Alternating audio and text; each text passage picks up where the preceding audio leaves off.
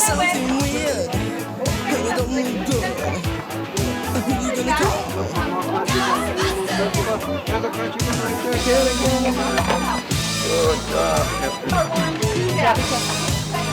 I ain't afraid of no ghost.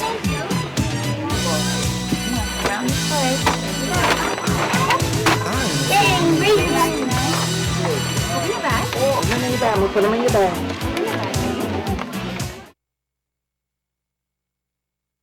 3, 2, 1. Happy birthday! Did you see that? Here comes some air pressure.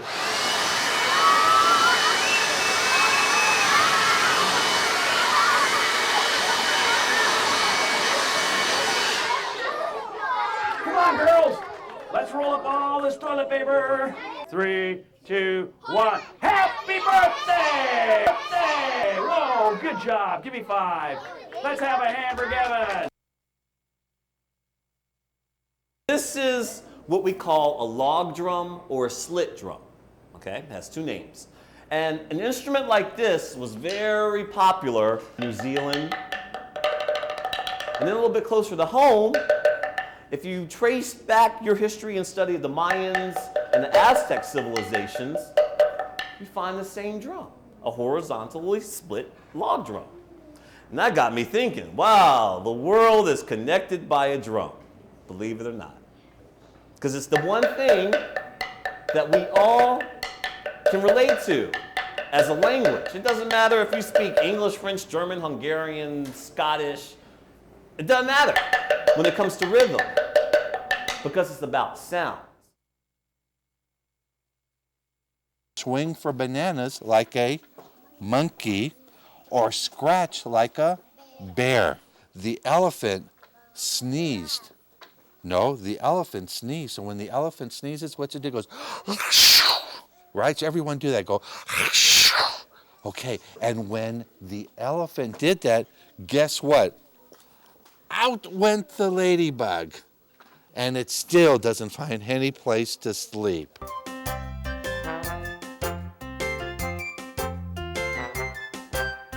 It's called Fireman Small, so it's kind of like us. So it's kind of a little story of the fireman in the firehouse. So it says, in the middle of town, where buildings stand tall, there lives a little man called Fireman Small. He's got his little dog there. The only fireman this side of the bay, this hungry and beat from working all day. Flies in the buttermilk shoe, fly shoe. Flies in the buttermilk shoe, fly shoe. Flies in the buttermilk shoe, fly shoe. Skip to Maloo, my darling. What? Yours was recess and lunch. Mine was lunch and recess. Yours was recess and lunch. Yours is writing and lunch. That's good. You at least have one academic subject. Ready, Emerson? Here we go, Emerson. Hand it to me, Emerson. Go, stand in the spot of safety. Over there. Over there.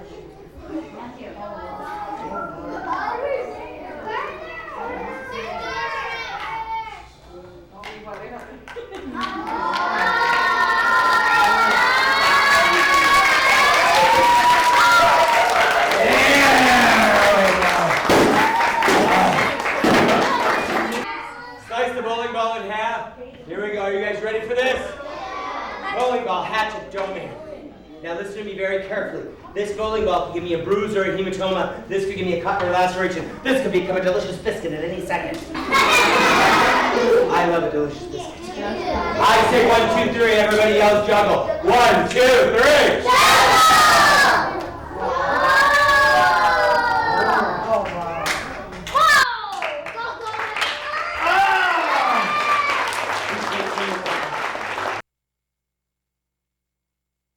Of course, when you do decide that touching is a good thing to do, please wash your hands when you're all through, and please don't poke them in their face. We always give wild animals a lot of respect and treat them with kindness, which is cool, and that's how we can feel more comfortable and they can feel more comfortable too. Of course, any animal can be dangerous, so please use good judgment when you find one in the wild. Whoa. touching animals that you know are safe is a better way to go. And always, always make sure that we wash our fingers when we're through, whether it's a dog, cat, lizard, frog, elephant. Yankee Doodle went to town riding on a pony, stuck a feather in his hat and called it rigatoni. Oh, macaroni, I'm sorry, called it macaroni. Yankee Doodle, keep it up, Yankee Doodle dandy.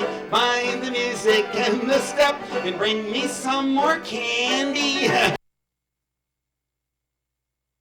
You can go to learn this stuff. Do you know which kind of building I'm talking about? I think Karina knows. What kind of building? I'm giving you a plug. The library. Yeah, you could go to a museum. That would help too. But a library, right here in your very own Hawthorne library, you could go to your the section on how to draw just about anything, including comic characters. And if you really want to become an artist, it's important to draw all sorts of stuff. Some people will just want to draw the character. But if you learn how to draw buildings or cars or horses, animals, and trees and the sky and mountains and everything, you can put all those elements into a story. You know, if you get around to it, put yourself together a little sketchbook, just get some papers together, put them in a notebook, and you got yourself a sketchbook. Take that sketchbook wherever you go and practice drawing things. That's the way the artists do it. Yes, you have a question? All right, your next assignment, watch. Just like you made a fish, now watch, just slide your hand down to the bottom. We're going to make a bumblebee, just like this one. Now look, squish it, and turn it. Just like you made the fish, see? But now, look, this is going to be the body and the stinger. You can see where the stripes are going to go right here. This is the head, and this big wing we have to divide into two wings, just like that.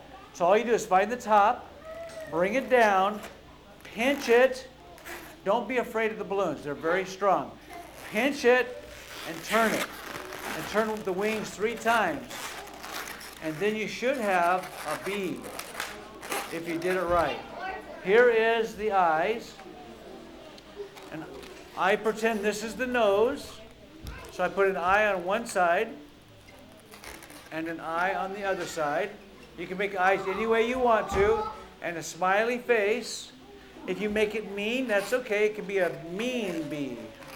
If you make it a green bee with eyes, you call it a green hornet, couldn't you? Or a wasp. You can call it whatever you want, but that's how I make a bee, okay? Now you might be wondering about the stick on the back. How many balloons do you get? 2. Here's 1, here's 2. Now instead of making something else, you can put the 2 together, can't you? What you do then is you just hold the bee like normal. Just hold it. Take the part that's not blown up and just kind of stretch it and wrap it around the wings. And look, you don't even have to tie it. It's already there. All right. Oh, I come from Alabama with a banjo. Clap your hands. I'm going to Louisiana, my true love for to see. It rained all night the day I left. The weather, it was dry. The sun so hot I froze my nose. Susanna, don't you cry. Oh, Susanna, don't you cry for me. For I come from Alabama with a banjo on my knee. Now if you guys take a good look at Laverne here. Oh, where are you going? If you guys take a good look at her, you guys can see her eyes. She has really big, round, dark colored eyes. That tells us that she's a nocturnal animal. Nocturnal animals have really big, round, dark colored eyes. That's how they can see really well outside when there's not a lot of light out. All she's got to do is use the... She always like this? All right, hold on. All right, good. Now, what she will now do within the... Yeah, I'm so sorry. Then why are they saying no? No, they're saying no, he is not lying. He is really Petey the Pirate Parrot. Right, guys? You scallywag! Oh! Oh, God. You guys saved the treasure. You guys are very, very good. I was about to give him the secret magic clues, but I thought I didn't. So, what we're gonna do... Okay. All right, guys. All right. I will not tell anybody. Well, maybe you guys. Okay. The coast is clear. This is the clue. You like to call names, so go look for some games. Instead of playing soccer, look for Davy Jones's locker. Davy Jones's locker! I knew it! Oh no! Did I just spill the magic words? Yes, you did. In recognition.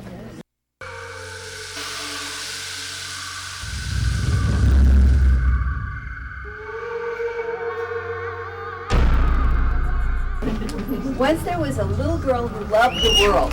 One day, her mom was going on a trip to Egypt. The little girl was sad. "I'll send pictures," said her mom. Time for her to pack up for her trip. Her dad and the little girl took her mom to the airport. "Goodbye, Mom. I'll miss you," she called to her mom. The two of them drove home for lunch. They went to the park on their bicycles. The little girl met a new friend. "Hi, I'm Rose," said the little girl. The other girl, "Hello, I'm Jessica." "It's pleasing to meet you," she said to the little girl. "Let's go play on the monkey bars." Days had passed, and her mom was back. Rose told her mom about her new friend. "It's great," her mom said. Then her mom went into the room and came back with a glass Great Sphinx. "This is for you," she said. The little girl loved it. "Now it's time for you to go to bed." The next morning, she said that it was perfect. At school, there was a new student. It is Jessica. Rose and Jessica went on field trips and nature walks together. One day after school, they had a play date. They played checkers and danced. They even sang songs. "We've had a wonderful adventure," Rose and Jessica said. And that is the end. Neville. 4. He didn't have the valve closed. There we go. Okay, 5. And go, Sammy! Oh! Now that eruption has harmed people. It's blocked the roads, so people cannot get out or in to help. It's covered up the crops, so there's nothing to eat. It's made the roofs cave in, so there's nowhere to stay in the cold night. They are on their own, they're cold, and they're hungry. Most people live like this. They don't have armies and helicopters to help. They're on their own. This is why it's very important to know ahead of time.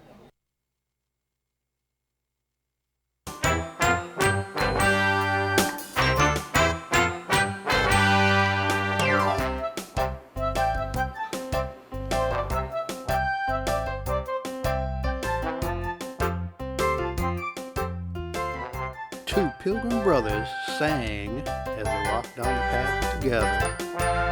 "We're two mighty pilgrims coming your way, looking for a turkey for Thanksgiving Day. We'll plug 'em and stove 'em and cook 'em up right. We'll gobble turkey for dinner tonight." The little pilgrim thought about plucking and stuffing. He thought about cooking. He wasn't so sure about plucking and stuffing and cooking. He wasn't so sure about having a turkey for Thanksgiving dinner at all.